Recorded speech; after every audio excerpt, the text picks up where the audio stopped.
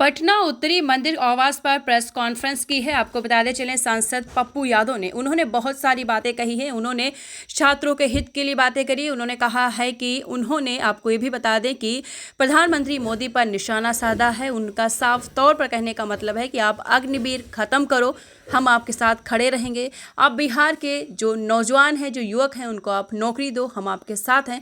तो ऐसी बहुत सारी बातें बोली हैं। पप्पू यादव ने क्या बोला है, हम आपको सीधा सुनाते हैं। प्रेस कॉन्फ्रेंस में क्या कुछ कह रहे हैं पप्पू यादव। कब्रिस्तान अधिकार यात्रा की शुरुआत 29 तारीख से हम अररिया, 30 तारीख को किशनगंज, 31 को कटिहार, कोसी सीमांचल होते हुए पटना के गांधी मैदान है। हम वक्फ की कमेटी के सारे मेंबर से हम बात कर रहे हैं। इमारतें सरिया से लेकर इस्लामिक जितने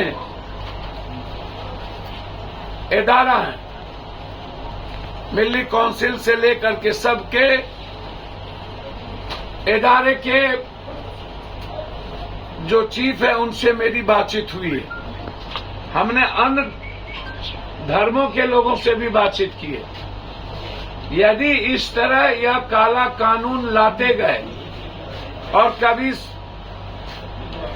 हर धर्मों की आजादी पर और लोगों के जीने की आजादी पर ये हमला करते रहे, अब मरने के बाद भी कब्रिस्तान में जाने के लिए सोचना पड़े मुसलमानों को या किसी को, टैक्स अदानी अंबानी को दे और सारी जमीन अदानी अंबानी को दे दिया जाए, तो ये जो सारी जमीनें अदानी अंबानी को दे दिया जाए, इसके हम खिलाफ हैं। मरने के बाद कब्रिस्तान का अधिकार के हम खिलाफ हैं। वक्फ जो बिल्कुल रिलीजन से जुड़ा मामला है, जो मुसलमान से जुड़ा मामला नहीं है, उसके जीने से जुड़ा मामला है, या इस पर जो इन्होंने डिफाइन किया है यह काला कानून है। मेरे जीते जी, पप्पू यादव के जीते जी किसी धर्मों की आजादी पर, उनके अधिकार पर हमला हम नहीं होने दें। और हम इसकी लड़ाई सीमांचल कोसी होते हुए हम पटना के गांधी मैदान आएंगे और सदन में यदि इस काला कानून को लाया गया तो हम उसकी पूरी जोर विरोध करेंगे। जरूरत होगी तो उस कानून के खिलाफ आर पार की लड़ाई लेंगे। लेकिन मेरे जीते जी किसी भी कीमत पर वक्फ, कब्रिस्तान या किसी भी धर्म की आजादी पर कानून ला करके उसकी आजादी छीना जाए, ये नहीं होने दें। धन्यवाद। यात्रा सत्ता की, कुर्सी पाने की, सियासत की यात्रा होती है।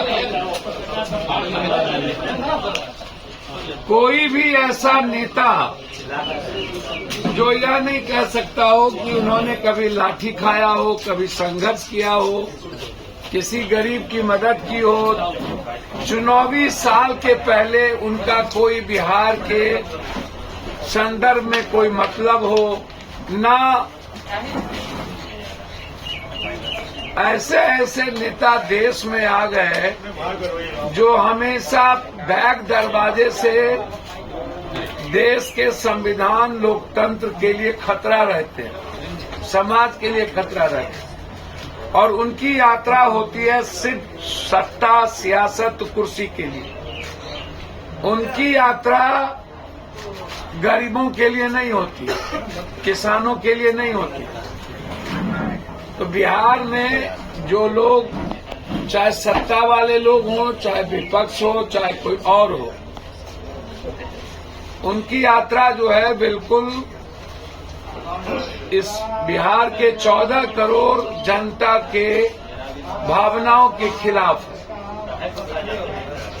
उसकी आजादी के खिलाफ है, लोकतंत्र, बिहार की संवैधानिक और लोकतांत्रिक मूल्यों के खिलाफ। उनकी, इन लोगों की यात्रा सिर्फ सत्ता के लिए केंद्रित है। 29 तारीख से जो हमारी यात्रा निकलेगी, देखिए उसमें एक ही बात है। आज मुद्दे तो अनेक हैं। मुद्दे ST/SC हक को लेके भी है, EBC हक को लेके भी है, OBC हक को अधिकार आरक्षण को लेके भी है। जिन लोगों ने सब कुछ समाप्त किया है OBC लीडरों ने, चाहे जाति जनगणना का मामला हो, इन अधिकारों को लेकर के। लेकिन मेरा जो सबसे बड़ा मुद्दा आज है, उसी में सब कुछ है। मैं इस देश में चाहता हूं कि कोई भी देश के लोग उठे तो मंदिर में शिव का, कृष्ण का, राम की स्तुति सुने, गुरुद्वारे से गुरबानी सुने, चर्च से जीसस की वो प्रार्थना सुने, लेकिन मस्जिद से भी अजान सुने। लगातार आम आदमी की आजादी पर हमला से होते होते जिस तरीके से लगातार इस हिंदुस्तान में 20 सालों के अंदर, 10 सालों के अंदर